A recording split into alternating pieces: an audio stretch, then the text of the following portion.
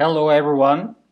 Thanks for having joined this virtual encounter, this international conference about masks, religion, and rituals.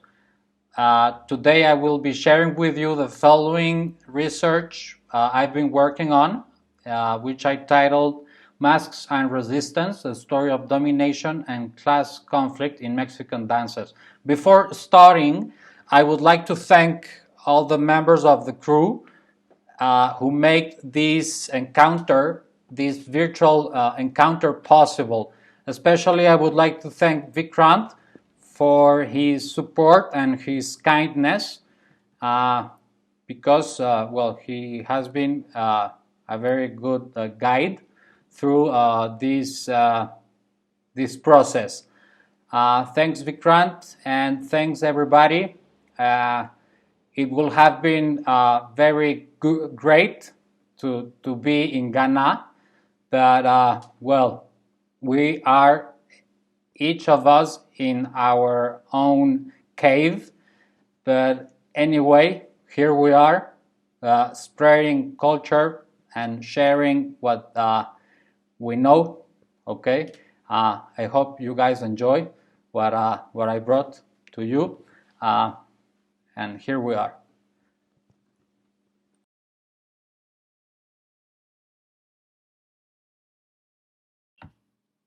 Okay, well, the objective of the present project is to describe the most representative dances that use masks as a tool of evangelization, as a tool of conversion during the Spanish Conquest. Also, I will describe the dances, but whose link is related in processes of social resistance. Since I don't have too much time, I will not.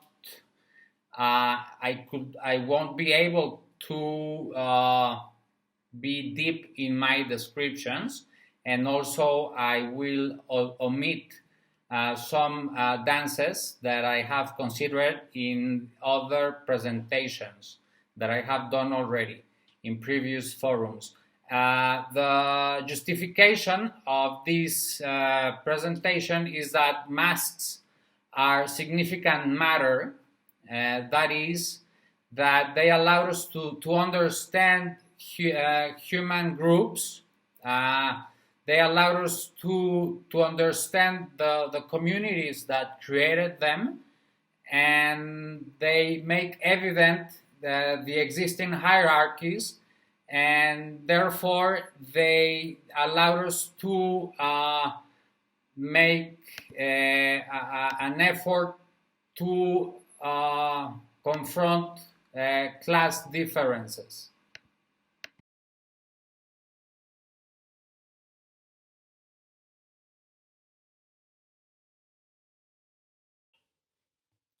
Well, let's start by describing the first dance brought by the Spaniards. The first dance is the dance of the Moors and Christians, and during the first 50 years of contact, Christian missionaries instigated a process of conversion, starting from the implementation of dances based on mystery plays and allegorical dramas.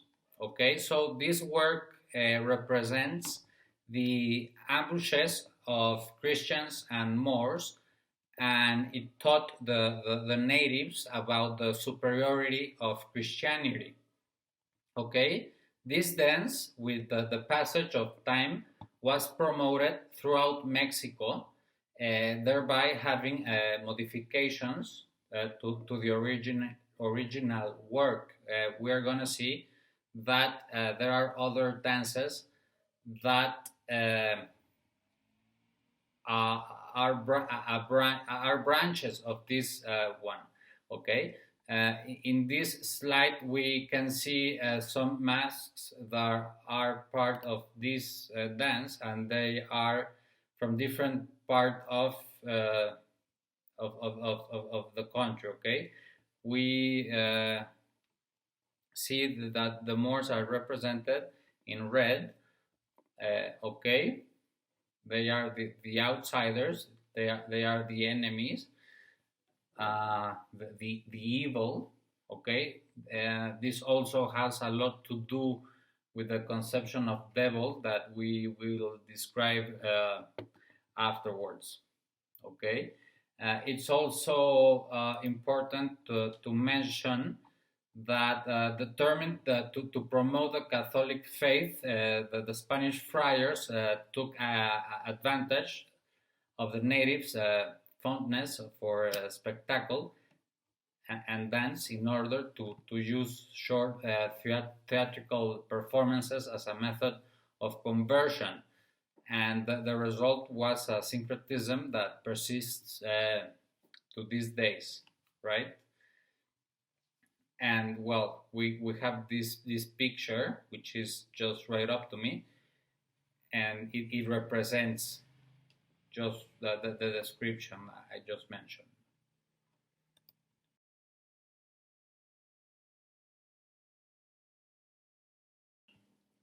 Okay, now let's talk about the dance of the conquest, which is a variation of the dance of the Moors. But we have to mention that since it was important to adapt the situation, this dance is contextualized.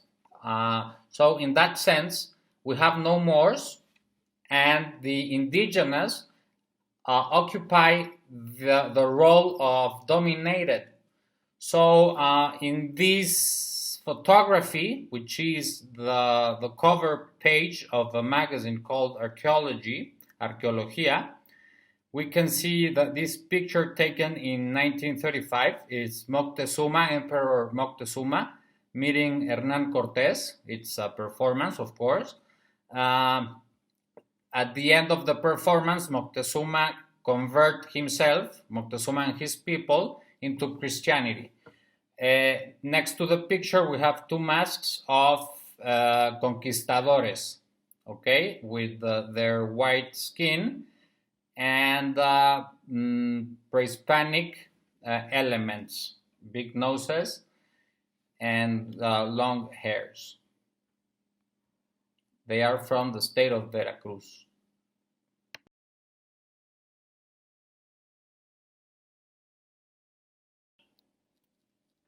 Okay, now let's talk about the three powers, la danza de las tres potencias, the dance of the three powers.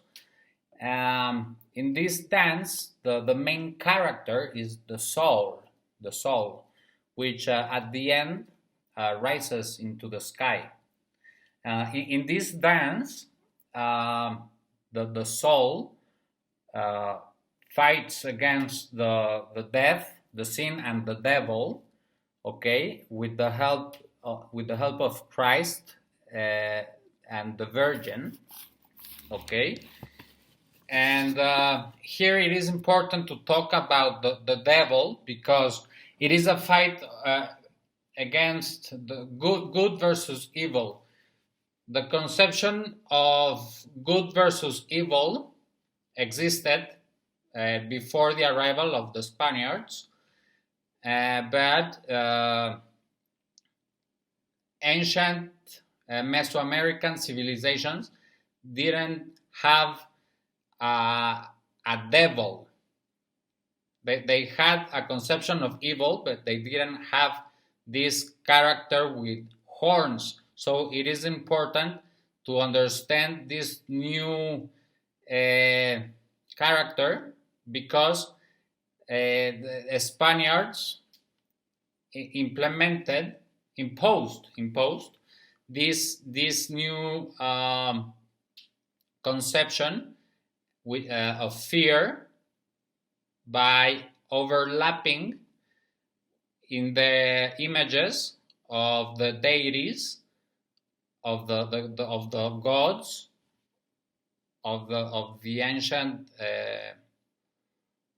images, the image of the devil. Okay, that's a theory very discussed, and here in the slide we can see two fantastic masks of Holy Week, and the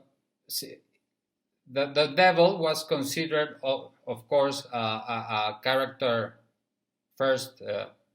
It was feared, but with the passage of time, it became a character related of mockery and satire. Here on the bottom, in the middle, we can see a devil during a festivity in Michoacán, in Pastorela, in December.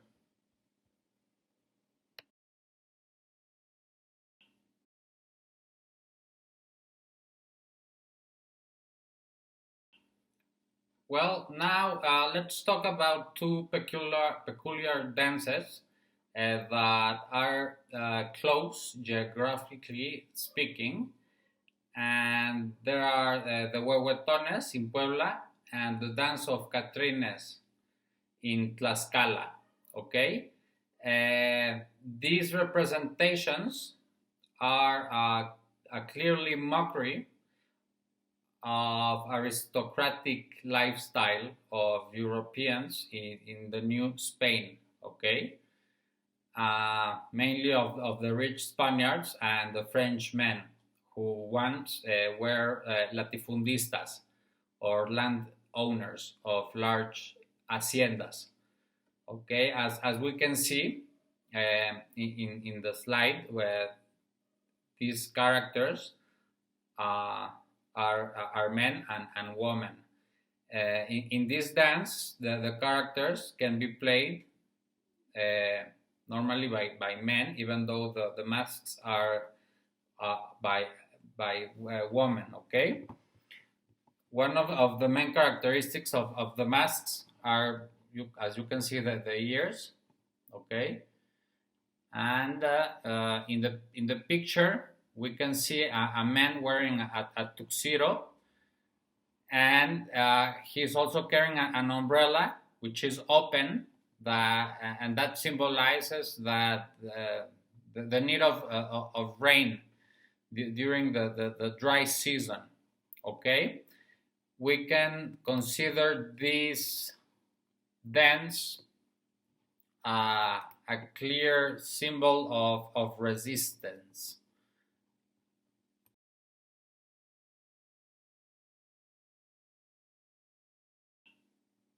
Well, now let's talk about the dance of Carnegos, which is a very interesting performance that symbolizes a fight against a white Spanish landowner and his black foreman. The Spanish landowner steals from his worker his wife. Okay, eventually the Spanish wins, which clearly symbolizes an injustice. In some versions, Juan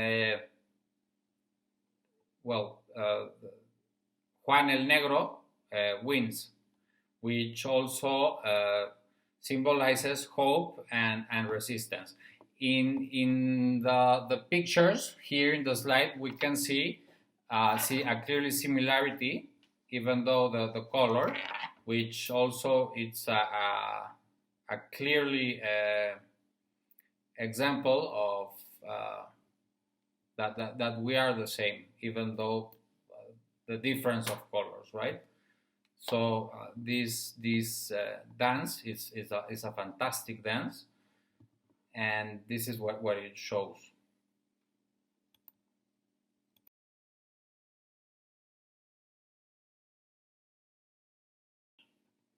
Well, now our last dance. These guys here, even though they have an ugly aspect, they might be considered as heroes.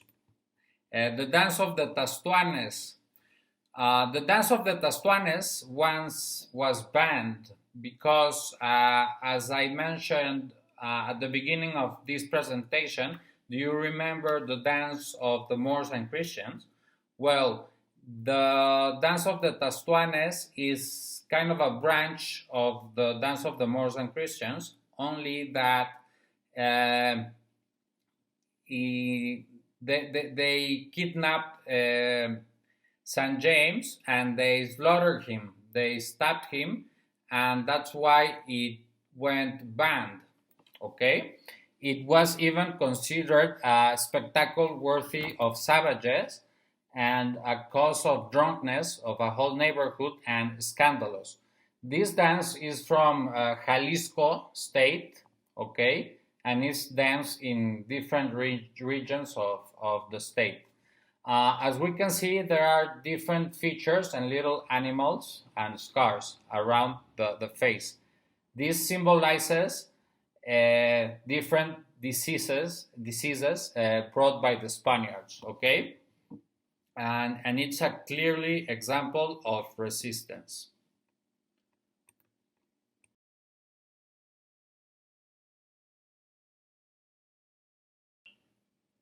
In conclusion, well, if we get to know our past, we can get to know our present. In other words, the understanding of conversion processes can help us to understand the implementation and strategies of conversion processes, and that can also help us to understand the implementation and strategies of cultural doctrination and how a system of belief works. Regarding the relevance of masks in Mexico, well, they are not only a ritualistic object, but they are a historical and relevant, intangible matter, okay? They allow us to understand the human groups that created them, and they make evident the relationship with the environment and the economic forms of production, the social institutions and the existing hierarchies, and the social order. They make evident the class differences. And what is very important, if we don't dance, we die. So to dance is to resist. So let's dance. Thank you very much. Have a great day.